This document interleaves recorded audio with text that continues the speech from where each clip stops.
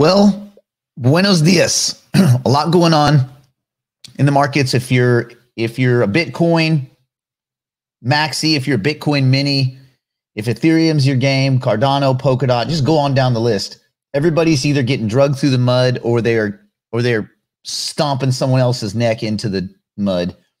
Well, there's really only one kind of company that's doing that. We'll talk about that. Some interesting moves in the hedge fund space. We'll talk about that. We will try to get this gosh darn pack. I'm going to work on my profanity. I realize sometimes I drop some bombs, and I'm going to work on this. I'm going to get better. I will endeavor to clean up my language use. I will endeavor, but that doesn't mean I will succeed. Nor must I. All right. Let me say hello to Veritax Stress Relief. Avant Gardner, that's actually a cool name. Avant Gardner.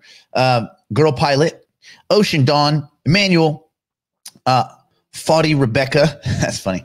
CC Brown, Dwight, what's going on? Over on YouTube, until they kick us off, we've got Leon, we've got Jared, Jimmy James, Adam, and Adam has a really cool project that we're going to be working on and moving forward with. I don't know if you saw my email, Adam, but yeah, interested in that.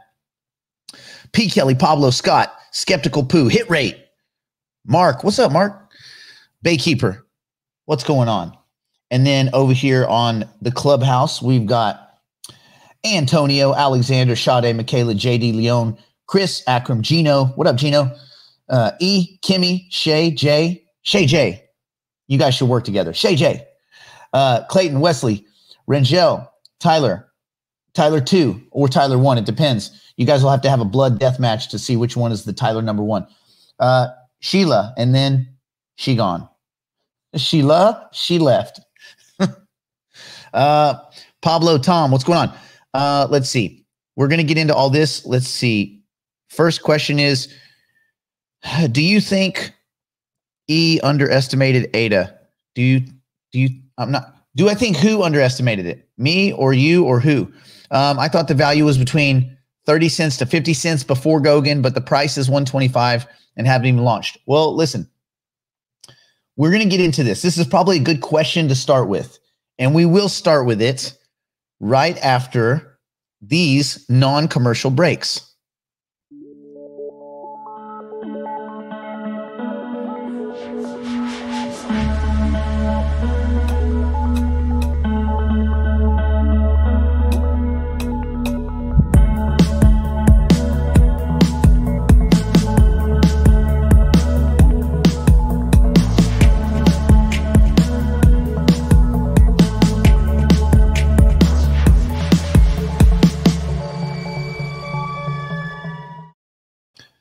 Okay, cool. We're back. That was fantastic. I went on a journey with that little musical interlude. A journey. Okay, so Pablo asked this question, and I think it's a good way for us to get started. Do you think we underestimated ADA or Cardano? I thought the value was between 30 cents and 50 cents before Goguen, but the price is $1.25 and it hasn't even launched, Mary. Okay, well, yes. I believe we may have underestimated the price action. The value is something that we come up with when we look at all of the facts and all the fundamentals and whatever technicals make sense, and we just try to make sense of what we think a fair price is, right? Value is not just the price. So value is all of those things put in a blender, and you spin it around, and then you gurgle it, and you see what you're left with. So I still think it's, in my mind, 50 cents until Goguen. But apparently the community thinks otherwise. Now, there is some interesting news around Cardano I'm going to get to. It's not our first thing we're going to talk about, but I have a really cool article. There's a big fund that's basically dumping Bitcoin to go all in on Cardano and Polkadot. Protocol layer play. Very smart play, in my opinion. Shrewd play, and it's going to be a winning play. And they will probably mine their way back into Bitcoin at some point. But so I'm going to read about that. Let's go down the list. But anyway, remember, there's two different things. Everybody should keep this in your mind. Two different things. There is the price, and the price is always right because it is the price. Whatever two people agree to on any exchange, and that creates a deal, that's consensus. That's it. That's the deal. That's the price. That propagates out to all the other tokens held in private wallets, locked up on staking platforms, to the total available supply. You multiply that times the very last two people that agreed on the price. And that is the market cap. That's the price. Now, we can disagree, and we should probably disagree on the value proposition of all of these assets. How we value it is if we think there's any meat left on the bone. So apparently, you know, all prices are forward-looking mechanisms. The person exiting for one reason or another thinks I'm done. Maybe we've reached the top, or at least I've reached the point where I want to take those currency units and push them somewhere else. And the person buying believes I'm buying because I think this thing has more room to go. So apparently the community kind of agrees that there's more room to run. I personally still think the value is 50 cents because even though we're a few days away, stop it. I like it how it says spam on your phone now. Ooh, should I answer it? It's spam, honey. People don't even eat spam. You know, when you're a caller and it comes up as spam, one, I don't think anyone can tell me what spam actually is. Like in the food substance, the goo, like a meat goo. Ugh. Anyway, so you have to value these things in order to be able to purchase them. You have to see some kind of upside, some kind of potential, or it wouldn't make any sense to buy these things, right? So remember, value and price. Don't ever argue price. Price is always right. You can argue that people are misvaluing, under or overvaluing, but you can never argue the price. Okay. So Pablo, you and I were wrong.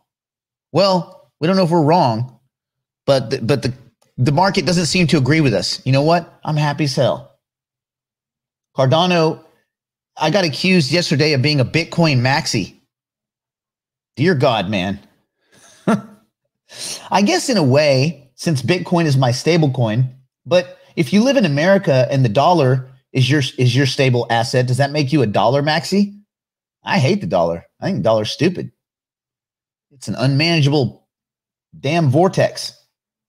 But, you know, here we are. So anyway, someone accused me of being a Bitcoin maximalist. Well, I will have you guys know that my biggest position is not Bitcoin. My biggest position is Cardano now after this run. It wasn't. It was fairly balanced 31 days ago. But what a difference 31 days makes. In Cardano terms, 31 days is, 280%. Christ on his cross. That's a buttload, man. That's a Jerry term, buttload. No, he says butt ton, doesn't he? We don't even know what a butt ton is. It's creepy. All right. Let's get to prices. Let's go through it.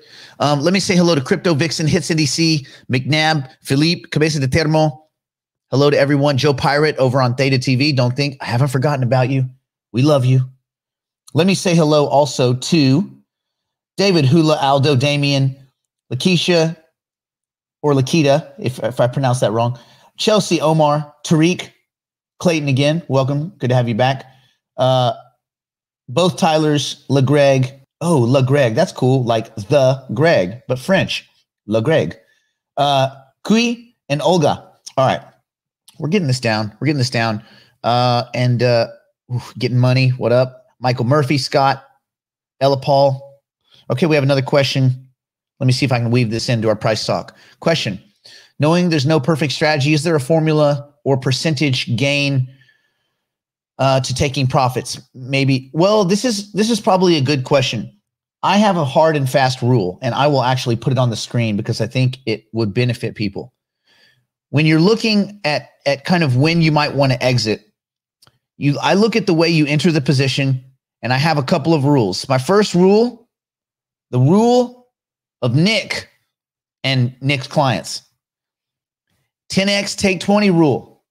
Listen, 10x take 20. It's easy. It almost rhymes. If there was more words that rhymed, 10x take 20. What does it mean? When the asset in, let's call it Bitcoin. When the asset Bitcoin or whatever reaches a 10x, which is 1,000% increase in your DCA price, that means your dollar cost average, not your entry price, because that can be different than your DCA price. In your entry price, that plus all of the other purchases, that's your DCA price. Okay. So when your asset, whatever asset reaches 10 times or 1,000% increase in your DCA price, your average entry price, you immediately sell 20% of your total allocation of that asset. Why would you do 20%? Because it does two things. It takes your original investment off the table, and it guarantees you an extra 100% return on your original investment. Dude, dudettes, ladies and gentlemen, hobos, tramps, mosquitoes, wherever you come from, if you're an encephalopod or human or biped, wherever you are on the evolutionary chart, if you book 100% profit and you take your original investment back out, dude, you're effing winning. Common sense. Do a victory lap. Take the effing win. It is okay. Now, there's different ways to take the win. Here's how I would recommend you do it in assets that maybe are up 2,300% over the last year, 281% over the last month. Say they're up, 6% on the day, 31.9% on the week, and say they rhyme with Cardano. And you're way up and you're crushing it, but you don't want to exit because you love the asset. You're in love. You're in, it's become more than just a friend. You crossed the line. You had some drinks. Things got a little crazy. There's boundaries that have been crossed. We can never go back. Okay, I get it. You're in lust with Cardano. You like what they're doing, whatever. And this is any asset. Could be 1 inch. It could be, there's a bunch of assets that are doing quite well. Could be near, okay, depending on where you got in near. So when you've hit that 10x, you take 20%, but you might do it this way. If you have a staking protocol like Cardano, Near, Dot, go down the list. Take your staking rewards off the table. Every week, every 5 days, every 3 days, if it's in the case of Polkadot, when those staking rewards come in, take those staking rewards, take them back to Bitcoin, take them back to whatever. You could take them to a stable coin and immediately park those somewhere where they're going to be making returns. A way to do it, I happen to like Nexo. I'm not saying go use Nexo, but you could. You could take your rewards and you could say, listen, I have 1,000 Cardano tokens and I bought them for 12 cents. It's at $1.23. I've done a 10x. I've done 1,000%. So I'm going to take twice my original investment, which is 20%. Okay. So I'm going to take 200 tokens off the table. I'm going to take 200 tokens. How am I going to do that? Through the staking rewards. So I'm not actually touching my principal. So that's a way you can kind of have your cake and eat it too. But if the price goes down, if it levels out and all that kind of stuff, you're not going to lock in that profit. But that might be one way to do it. 10x, take 20.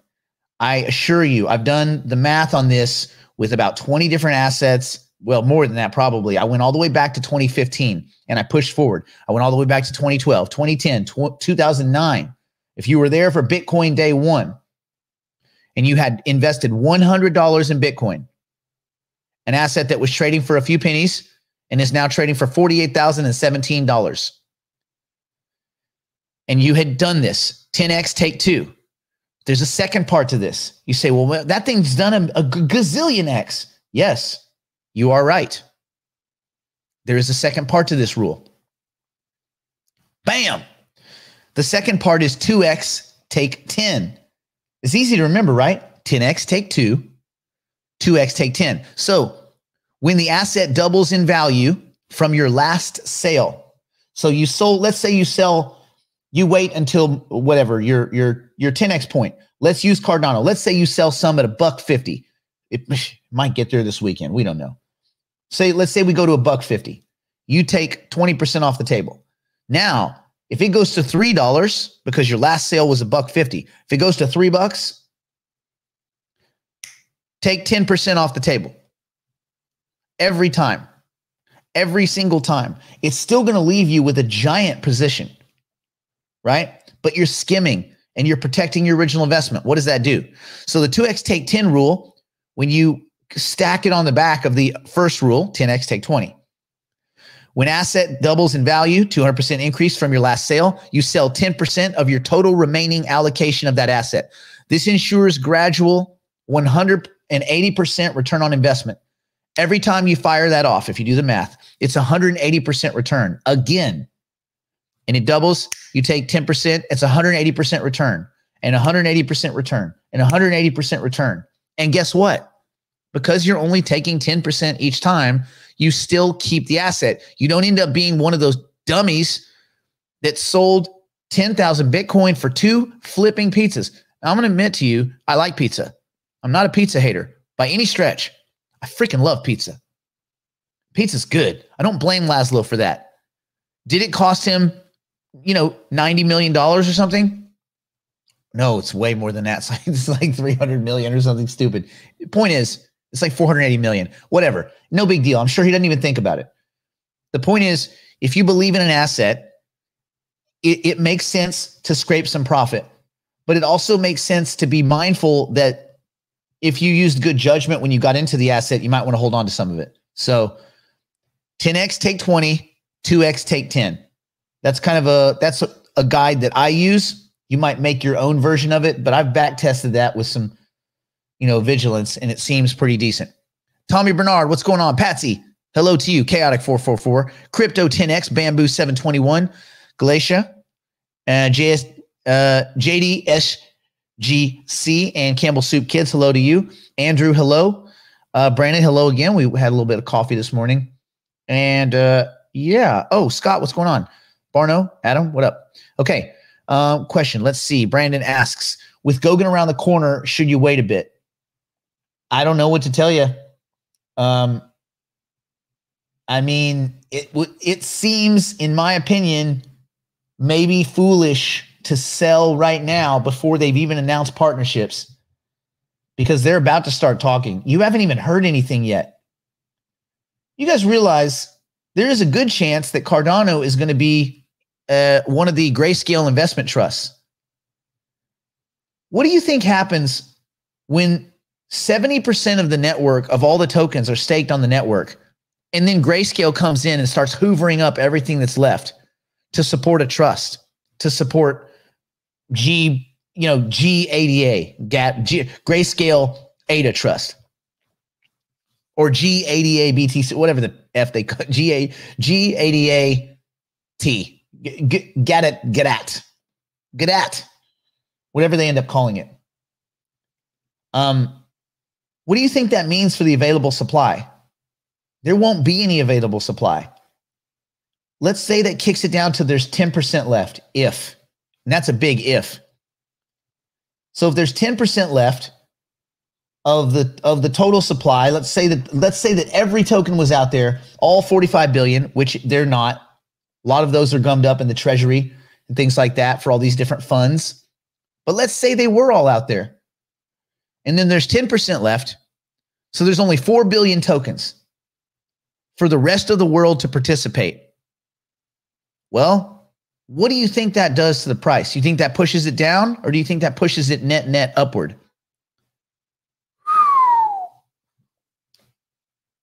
Up, dude, up. It doesn't now. It will be volatile in the same way that Bitcoin is volatile, in the same way that Ethereum is volatile. Because when you stake these assets, you go from a stasis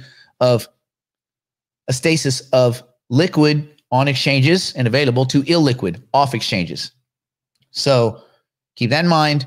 Doesn't mean it's going to be smooth sailing. There's going to be a lot of volatility. But you start connecting the dots, right? And to me, it makes sense to pause a little bit, let this rollout happen, and see what happens over the next couple of weeks. If you want to start scraping away some of your staking rewards, maybe pushing those into something else, that'd be a way. But man, I would not, me personally, I'm not selling a token. I want to know which country, if it's Ethiopia coming on board, cool. I want to know what that looks like. I want to know what the second little birdie is. My guess is it's something to do with Coinbase or some big liquidity partner. I want to see Bondly launch the first DeFi product. I want to see what, if Charles comments about working with Polkadot, basically checkmating the whole entire planet. I want to see what they have up their sleeve with AGE USD, AGE USD, their stable coin, and how that stable coin is issued. And if that makes a meaningful impact, and if that stable coin starts getting used in different DeFi projects as a stable asset that might, you know, liquidity pools, yield farming, all this stuff. It's coming to a Cardano near you. There's so much coming that even if you're a buy, even if you're a buy the rumor, sell the news, we're not even at the news cycle yet. We haven't even hit the news cycle. So, you know, take from that what you will. So I guess, Andrew, same thing. I would just, me personally, I'm going to wait. I'm not looking at, I don't need to sell Cardano now, next week, or next year. My goal was always to build it up to where I had a big enough supply that as the price rose organically, because I believe in the project, that eventually the staking rewards would pay all my bills. And I am a material girl. We live in a material world, and I got a lot of bills. My bills have bills. So technically that's true, because we have all the cars, and the cars have insurance and all. Okay. So yes, I would not do nothing, but you do you. Don't listen to me. Don't listen to anybody you see on a little computer or on a box or on a phone. You guys have to do what's best for you and for your life. Don't let anyone tell you you're weak. Don't let anyone give you any of this weak hand bullcrap. Someone tells me I got weak hands, I'm going to headbutt them in the face and beat their ass. Weak fucking hands. Get the fuck out of here. Nobody has weak hands, diamond hands. All that's bullcrap. You guys have to make decisions for your life. And no a-hole on a computer can tell you, or in a clubhouse chat or whatever, weak hands, all this. Fuck you. You do what's best for your life, for your family, and for your balance sheet. You want to sell everything you got? Fucking sell it. Don't listen to some dickbag tell you or try to guilt you or make you feel stupid. Fuck them. I know I blew it on the language. I was doing so good. I was doing so good till the weak hand thing. When I see that old diamond hand bullshit, that just makes me, it's irksome. I'm irked. Anyway, Ghost, what's going on? Bamboo, what up? R21 West, good to see you. JR80, also good to see you. Good to see everybody. Okay, Adam jumps in with, and I know we're kind of going around the point here, but you guys know about the price action. I do have a really interesting article I'm going to give you, but I think it's important that we address some of these questions. Adam asks, on your take profit rule, do you ever weigh in the 1 year mark of long-term versus short-term capital gains? Yeah, I think that's important. My typical theory is that I wouldn't probably take profit on anything before 1 year unless it's simply a trade. And if it's a trade, well, then we're not in the same. If I'm making a trade, this 10x rule doesn't apply, because I'm not waiting for a trade to do a 10x. I'm looking to get 30, 40%. I'm scalping. Trades are about scalping. I might hold the asset from 1 second to just under a year. Make sure in your mind you keep trades separate. Trades are different than investments. Investments you hold for longer than a year. And you should be looking at all these projects as two separate things. Is this a trade? I'm in, I'm out. And yes, you're going to have a short-term capital gain moment. Or is this an investment? I believe Cardano, let me tell you, I'm going to go through the list. And I'm going to tell you all the projects I believe will meaningfully change the world, like actually make the world a better place. Bitcoin, even if it's only the world's savings account, currently at 48,049 bucks, I believe it will meaningfully change the world. It will give them an option. It's already giving the disenfranchised an option. Yes, it's been perverted by a bunch of rich a-holes. Yes, it's sitting on corporate balance sheets, blah, blah, blah. I get it. Is everybody going to be spending Bitcoin everywhere? No. Is Bitcoin going to be the world's currency? No. Is there going to be a hyper Bitcoinization? Freaking no. No, no, no. But has it already changed the world? Absolutely. Can we ever go back to before Bitcoin? No. No. Well, there's no going back. The banks, the bankers, the banksters, the hedge fund managers, the asset managers, the people that run endowments, the people at 7-Eleven. Okay? We're never going back. Bitcoin did that. So in that sense, we are all Bitcoin maxis to an extent because we would not be here. Here's another person you want to slap or headbutt. Anytime someone says, I like blockchain, but not Bitcoin. By the way, I had a meeting. I think I told you guys about this. I had a meeting with a bunch of uber rich, old school Jewish cats here in LA. This is in early 2017. And this person that was a manager for a guy who's worth, I don't know, $3 or $4 billion in LA. She persuaded him not to get into crypto. Bitcoin at that time was $1,100-$1,200. This is before the summer of 2017. It was about $1,100 or $1,200, I think. It had just broken over 1,000 again. And in this meeting of about 40 people, there was probably $100 billion worth of wealth in that room, like real LA old school real estate money, like all of it. People that own like big chunks of Bel Air, stuff like that. And she stood up and she goes, we, like she was speaking for all of them. We like blockchain, but not Bitcoin. And I said, well, there is no blockchain without Bitcoin. So just kind of, we have to pay our dues, if that makes sense. And Bitcoin's where it all started. So it will meaningfully change the world. I believe the longer story of Bitcoin is up and to the right. I believe Bitcoin goes well over $1 million. Not advice. I'm just reading off of a piece of paper I found in a downtown LA urinal. Take it for what it means. Ethereum has meaningfully changed the world. It's a smart contract platform. It intended to be a world computer. It's kind of S the bet on that. But it was an incredible proof of concept. But to me, it's no longer an investment. I don't imagine holding Ethereum more than a year from this point forward. There's chinks in the armor. Let's just say that. Cardano, I believe it will make one of the greatest, most meaningful impacts on the planet, human Earth. But I think all of that starts with people stopping the price analyses and starting to look at the ways you might make a meaningful impact on the world. Financial identity, financial inclusion, actual identity on and off a blockchain, on and off a distributed ledger, the ability to transact without the internet, person-to-person transactions, peer-to-peer transactions, offline transactions, right? So they're doing so many things, and it's not just Charles Hoskinson, it's the entire team. I'm also very excited about the future of artificial intelligence, swarm AI, mechanical Turks, all of the things that are coming on board with Charles and the team working with Dan Gortzel, with SingularityNet. I'm excited about a lot of the things they're doing, and I'm most excited about the culture at that company. And if you look at the next biggest company, it's a couple spots down beneath it.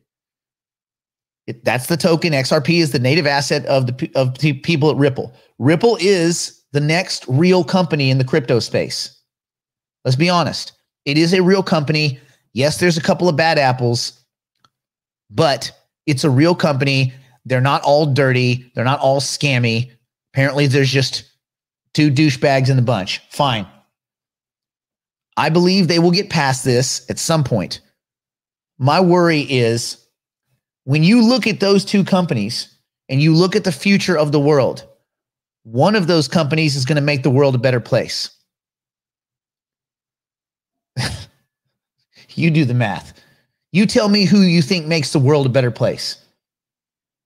the people at Cardano and the Cardano Foundation, and going and providing identity to the biggest cohort of millennials on the planet Earth in Africa and sub-Saharan Africa, and bringing financial products and lending and borrowing and credit and the potential to build businesses and compete in the world of finance for the first time in fucking history. You know, Africa has been left behind. Why? Because most of the world's resources, minerals, valuable minerals, guess where they are?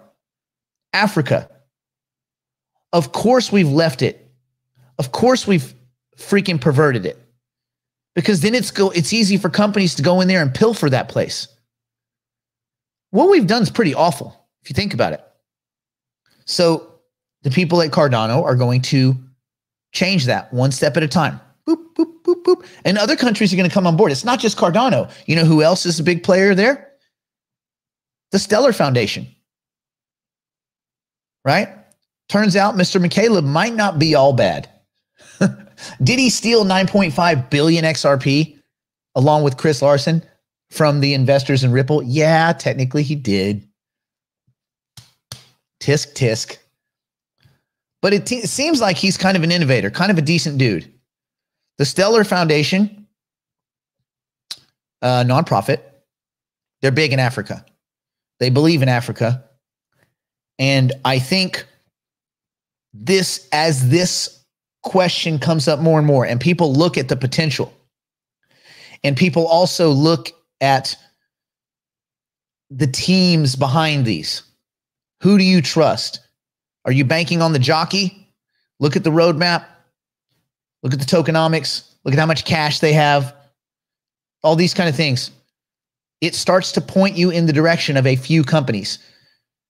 Right? Now, I'm not saying go invest in XLM because of this. And I'm not saying go invest in Cardano because of this. I'm just saying look at these teams, look at the token, and look at where the tokens are going.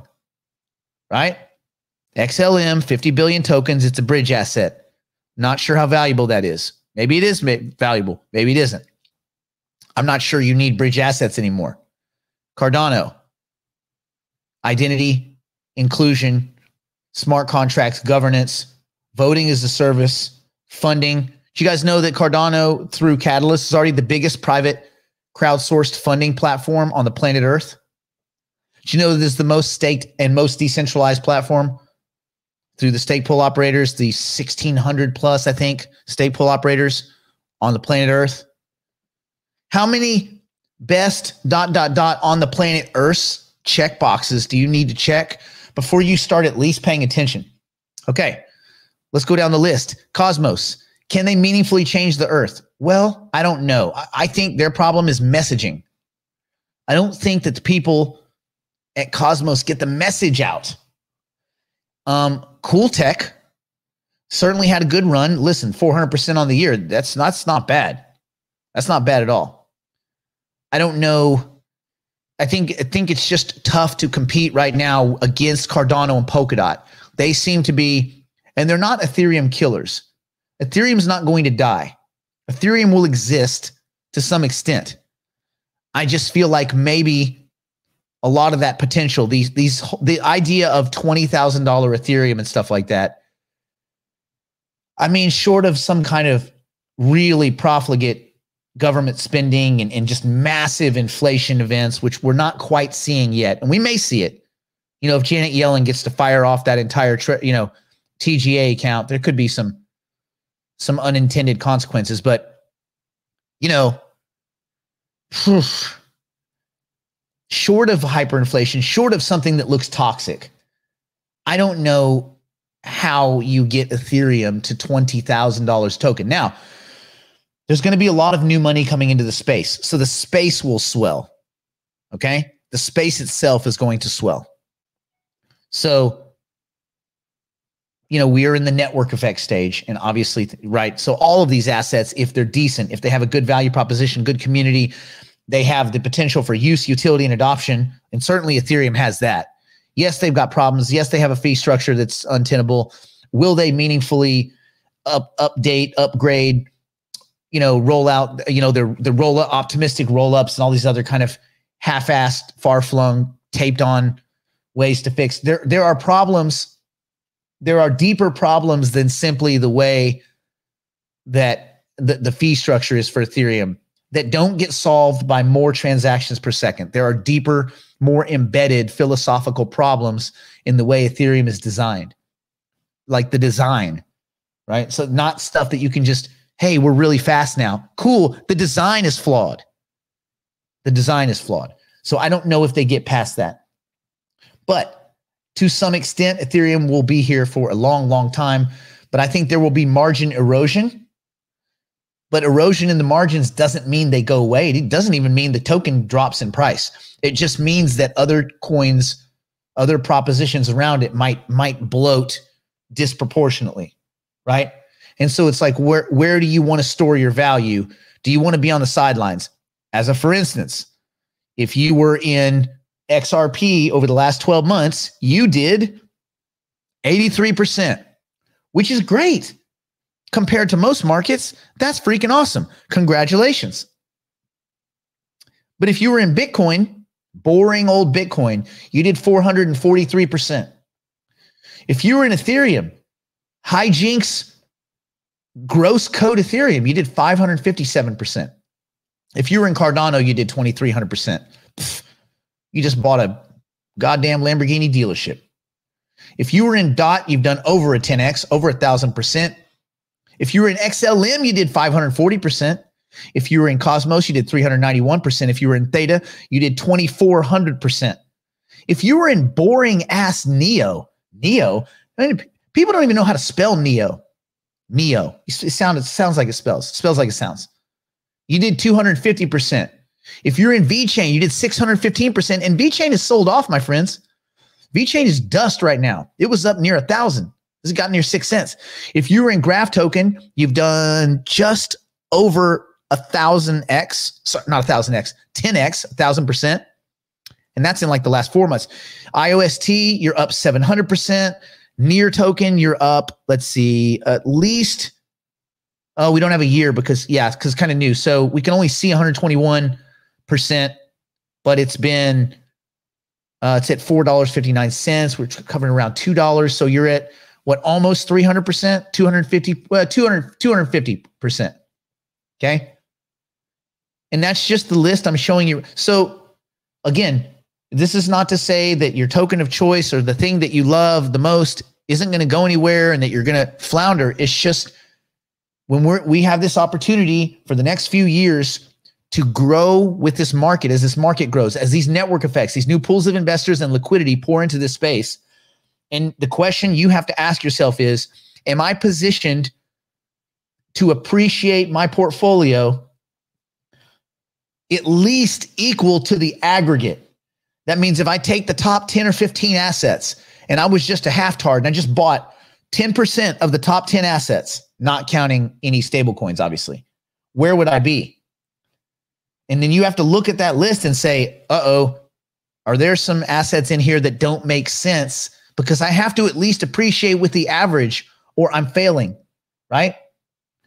This isn't going to be forever. These network effects aren't going to be forever. At some point, this market will be, at some saturation point, at some level of maturity, 2 years, 3 years from now, when the money is here, when we've tokenized most assets. Maybe it takes longer, right?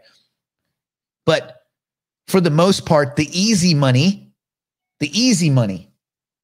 is just being here. And so if that's the case, if all you have to do is be here, make sure that you're in assets that can swell with these network effects, right? If your uncle Richard comes to Christmas, ooh, I got more coffee. I thought it was empty.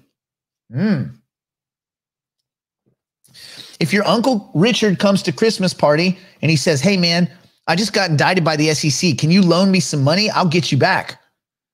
No, Richard, I can't loan you money. I like you as an uncle in the way you would like an uncle, but I can't loan you money, Richard. I'm sorry. Henrik says, my uncle is called Richard. My only uncle. Listen, hey, Derek, if If Uncle Richard gets indicted by the SEC, don't give Richard any money, man. You're not likely to see that money come back. So just make sure that you're in the assets where you can appreciate with this market. I want everybody to win. That's the thing. I would rather be wrong and rich than right and broke.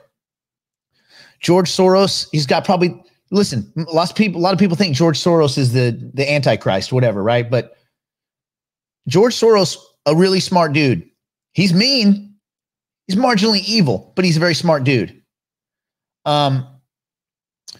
It's not whether you're right or whether you're wrong. It's how much you make when you're right and how much you lose when you're wrong. You can reduce most of investing all the way just to that. You can flap your fucking gums all you want. You can say this, you can say that. You can be very vigilant on Twitter. FinTwit, whatever the fuck that is. I'm very vigilant. I put many tweets. I use the little diamond thing, and then the thing, I guess that's hands, like diamond hands. And I have laser eyes on the thing because I'm a fucking sheep lemming, and I'm being original by following the crowd. No, dude. You want to be original? Tune out all of that shit and just do your own research and be able to tell yourself, be able to look in the mirror and tell yourself, I own this. This is why I own it. This is where I think it's going. If you can't explain the assets on your balance sheet to your grandmother, you should not own them because you don't understand what's going to happen when they move back and forth. You're just getting beat up and you don't even know why you're there. You need to be able to understand these assets at least enough to explain them. And if you can explain them, then when the market moves up and down, you understand, has the market materially changed? Or are these just the normal vacillations of a market that's slowly forming? Okay? This stuff is important. And because we have the internet, because we have the chat rooms like Clubhouse and things like that, it's very easy to find yourself in a room where people are screaming and yelling and saying all this kind of stuff, or you're watching a show with some jackass on the screen, and you think that's some kind of social proof. I promise you, half of these jackwagons, let me just do this. Okay, half of these jackwagons, man, they can't rub two quarters together. Let me see. Oh, man. Let me check my Top Shot real quick. Oh, I think I missed it, dude. Shit. I fucking talked my way through it. Oh, that's frustrating. Oh, well. No pack for me. Let me see. Cars. Verify. I thought I had already done it. I thought I had already been ready for it. Verify. What's it doing? I'm not a robot. Oh, I'm in a doom loop. God damn it. Cars. Is that it? Is that all cars? I guess that's a road. That's cars. Verify. Son of a bitch. Crosswalk. Do you guys ever get stuck in these weird vortexes with these verification things?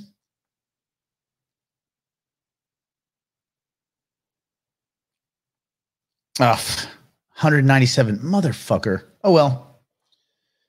I don't imagine I was going to get it anyway. Alex, hopefully you got it. I just went on a rant and talked my way through my pack that I've been waiting for 3 fucking weeks. Oh, well. Such is life. Back to the price charts. So you guys need to be able to understand. You need to be able to explain to yourself, what do you own? Why do I own this? And you need to be able to explain it good enough so that when the prices change, like they did this week, when there was these huge sell-offs, that you don't panic, that you don't start second guessing yourself. That's important. Let me also, Don asked a question. He said, I'm curious if Elon is just trolling Cardano, if there will be an investment. Elon's not trolling Cardano. A picture of a fork in the road does not have anything to do with Cardano. Nothing. He's not trolling Cardano. He doesn't even know what Cardano is, other than he probably knows Charles Hoskinson, because Charles Hoskinson's not a dumb guy. And I think it's a small group up at the top. The Dan Gortzels, the Hoskinsons, the Gavin Woods, the, Vitalik Buterins and the Elon Musks of the world, they probably have some idea of who each other is. Beyond that, Elon Musk doesn't give two red shits about Cardano, dude. He cares not. All right. Let me make sure I haven't skipped any questions. XRP, dude, what's going on? Nara, what's going on? Tiffany, hello. Gordon, good to see you. Turkish Scout, good to see you. Bill, good to see you. And DeFi Man, what's going on? ADA price. Well, you can see the ADA price. It is $1.22. It's pretty dope. Okay, Bitcoin's been going up. That's cool. All right. Let me go and check this article out. Okay. This is a pretty cool article that I found, and it's very telling of what a lot of the sentiment may be right now. When you look at what happened in the crypto space over the last few days, you saw a lot of reactionary or counter-reactionary movement. What do I mean by that?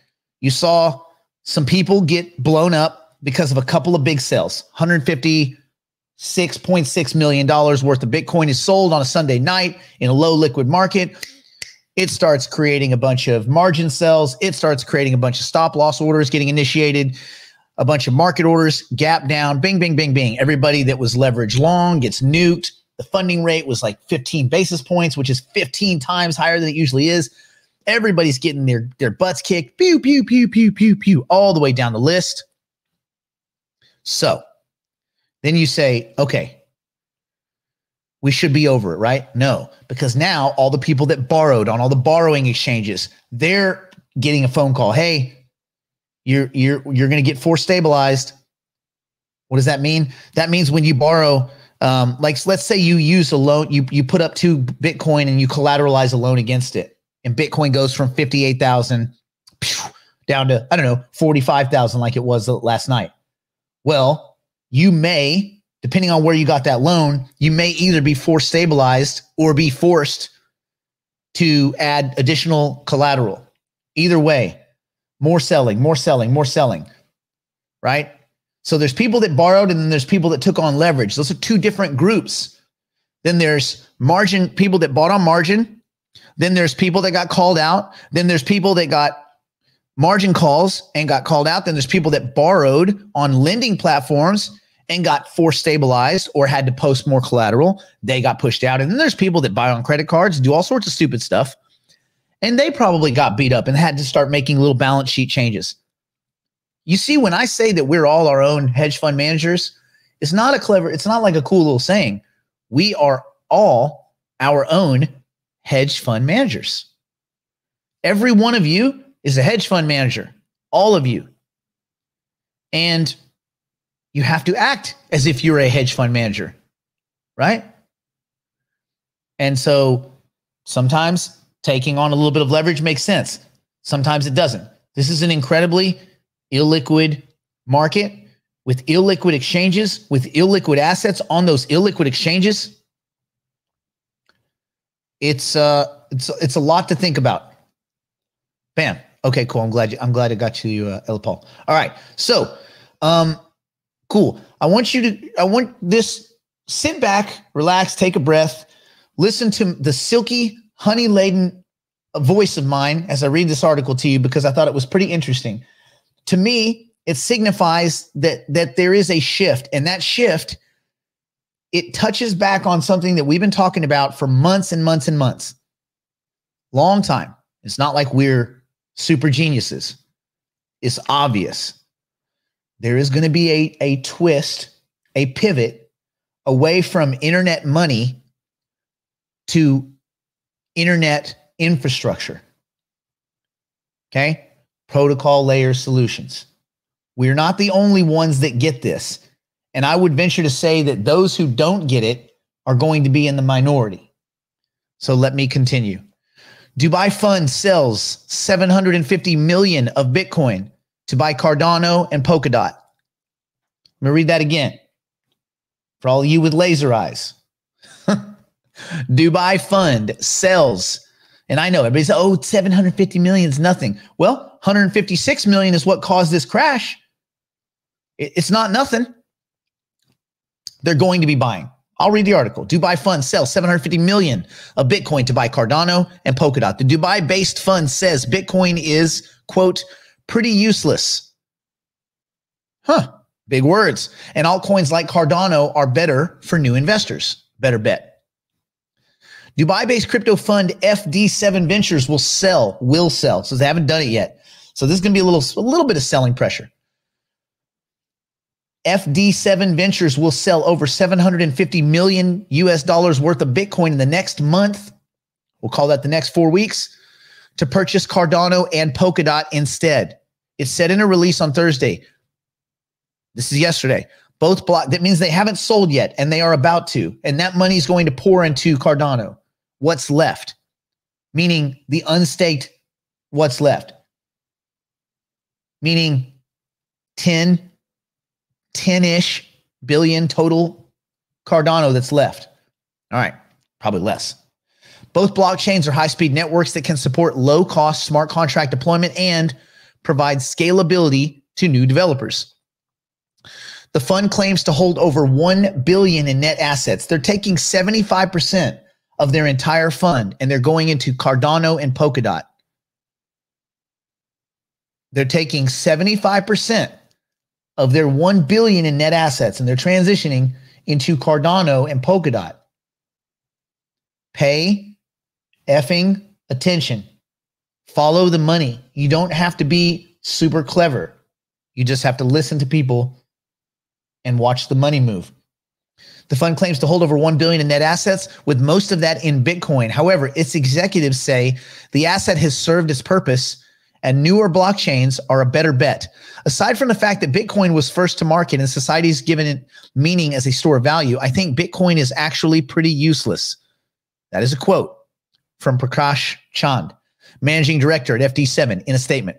He added that Ethereum, Cardano, and Polkadot would eventually be more viable than Bitcoin within the next few years. Chand said that the two projects were the foundation of the new internet and Web3, a term used in recent times to describe the upcoming generation of internet startups that conduct business in a peer-to-peer manner without relying on a middleman. Some examples of these, said FD7 in the release, were Cardano's efforts to create a blockchain solution that addressed the needs of unbanked individuals in Africa, and Polkadot's continual development of an ecosystem of Web3 projects. Meanwhile, Cardano founder Charles Hoskinson seemed to congratulate the fund's decision. Welcome FD7 Ventures to the ecosystem. Let us know if you need any technical support. Ooh. Even if they cut it down the middle, that's $375 million bucks. That's price pressure, boys and girls. FD7 claims to have already started its purchase of Cardano and DOT, the native tokens of Cardano and Polkadot, respectively. In the last 24 hours, the price of DOT fell 9%, in line with the rest of the falling market. In contrast, Cardano is defying the market, up 4%.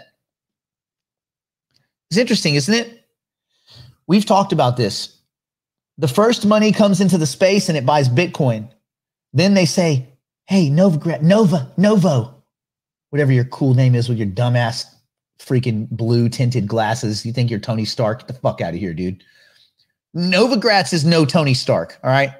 He's a washed up hedge fund manager that has a marginally washed up crypto fund. But he knows a lot of people and he's rich and they pivot off of what he says. So yeah, they call up Novo. They say, Novo, my guy, where do we go to next? What's our next play? Ethereum, of course. Sure, great.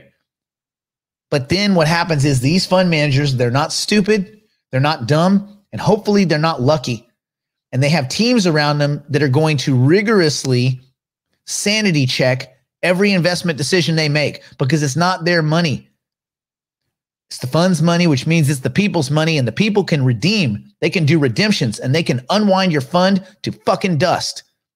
Meaning you have to perform. And you have to have a reason to explain to these people why you are buying the assets, taking them onto your balance sheet. And when they go and dig into Ethereum, some questions might arise.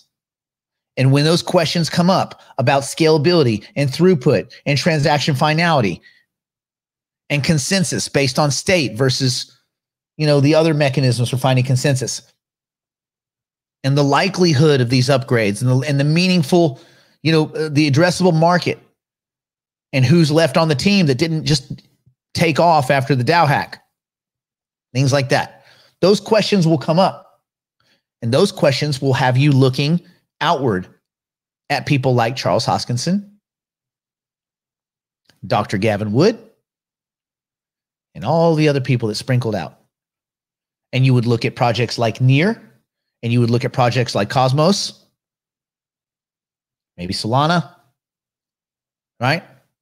You would look at all of the other places where smart contracts might be born. You would look at all the other places where you could do token issuance. You would look at their fee structures. You would look at their addressable market. And you would say, is Ethereum the only play? And the answer would be no. And so you're starting to see the smarter money look beyond Ethereum. And trust me, they're not the only ones, right? They're not the only ones.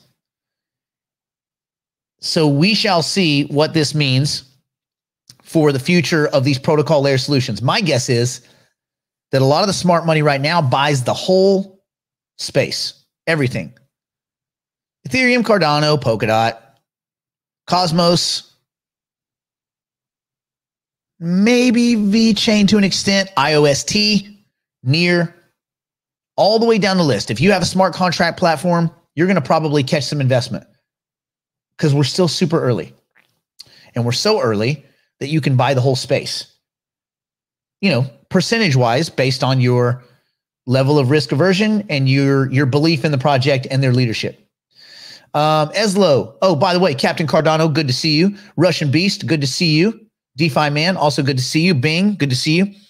ADA is described on their site as a fork in the road, which is what, no, we don't know if that's what, we don't know if that's what Elon was referencing. A fork in the road doesn't mean Cardano. You guys know that, right? Elon Musk is not reading Charles Hoskinson's white papers. He's not reading the papers they submit to the scientific community.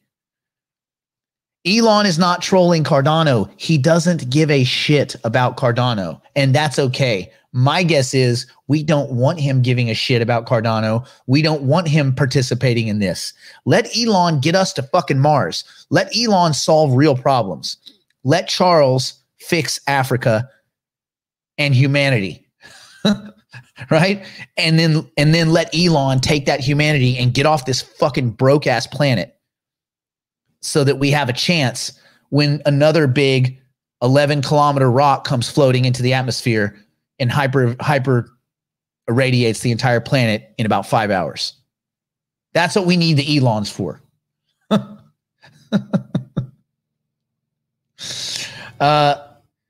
Eslo, no one is saying for sure, and you don't know for sure either. That's true. That's true.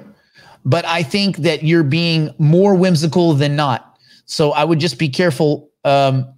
It's very easy to get sucked up into, hey, this means that because it's good for your balance sheet. Most times this does not mean that. And you have to be level-headed, and you want to make your investment decisions not based off whimsy and nonsensical banter and random tweets and crap like that. You want to make your investment decisions based on fundamentals and some math and some game theory. And once you leave that and you start putting laser eyes on your profile and you start believing in bears and you start seeing tree fairies, you go down the path of mental insolvency, a path which few return. All right. Yeah, it could also be the change of batteries in the cars. That's a good point, Bill. It's probably more or less having to do with the Neo model. If you guys know about in China, Neo, how they have the replaceable batteries. You go in, they slap in another battery, and off you go, like a toy car. It's more likely something to do with that. But anyway, none of us know.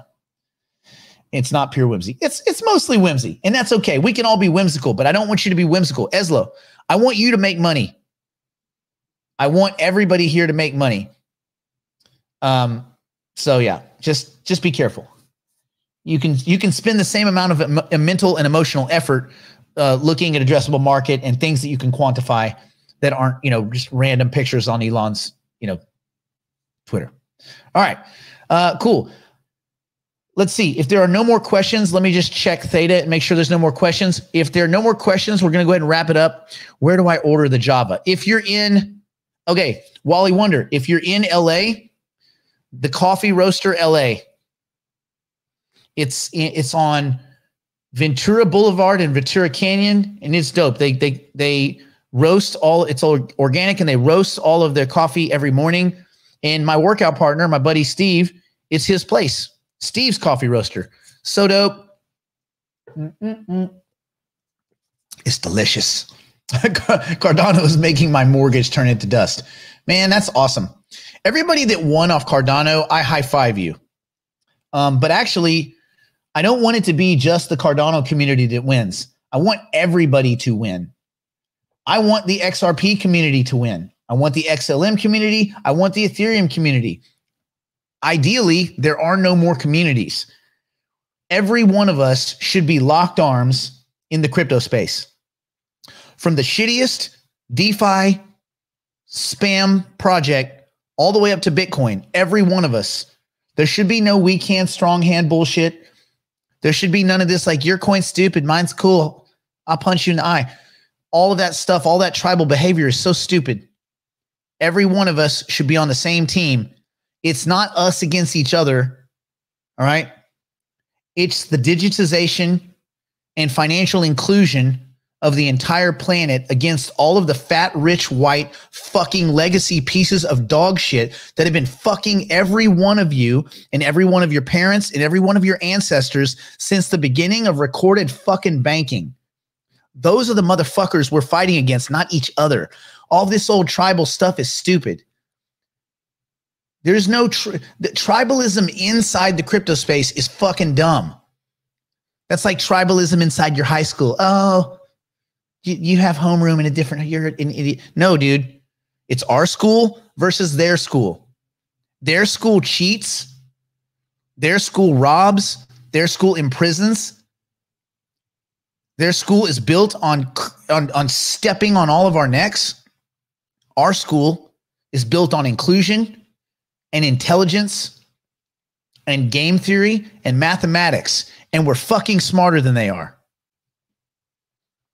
But we're not smarter if we all fight because we look stupid. We look like a bunch of dumb children. I know most of the maximalists will still be maximalists, but they don't get it. And the goal is that the people that do get it end up with more currency units than the people that don't. And if the people with more currency units make the rules and enough of us swell upward, then we make the rules. And then we can undo some of this bullshit. But it's impossible to do if we're all in tiny little self-hating vacuums. You know? Okay. Yeah, I know, the swear jar. God. For those of you that are just, I'm going to go ahead and wrap up the show, but the conversation goes 24 hours a day, and I'll tell you why. One, we're going to continue on Clubhouse. We're going to run the show on Clubhouse. We always do an after show. It's a lot of fun. Two, if you go to cryptoandcoffee.tv, we have a Telegram group, and we also have a Discord. And there's a lot of cool conversations going on in both all the time. Matthew, what's going on, man? And Patrick, good to see you. So the conversation is going on all the time. And it's cool to be a part of that. And a lot of times too, you'll get little bits of news that you can't find in other places because we're all looking for different obscure pieces of news. So my final words would be, don't do anything my poor, drunk, insolvent, strung out on crack and meth and heroin grandmother wouldn't do. And she's rolling up a foil ball as we speak.